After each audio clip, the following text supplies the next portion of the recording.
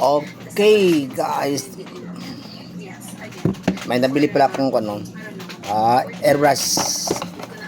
Ito yung wire. Tapos, yung nozzle, tangki, at saka battery. Ito yung battery niya, guys. Tignan nyo. May, sa loob, may battery. Chargeable ito, chargeable. 2,000 plus ito bili ko. Dito sa i-charge. Ka-charge lang ito dito sa isaksak sa charger. Tapos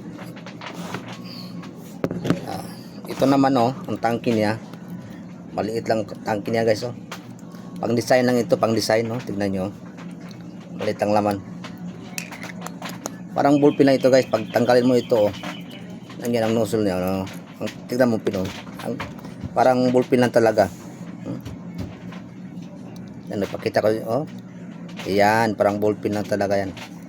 Ito ang ginagamit pang design, guys. Kahit anong mga design, yung mga animal, tulad ng mga lion o eagle, lahat.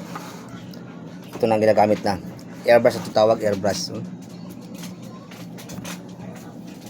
Dito siya ilagay, guys. Ayan.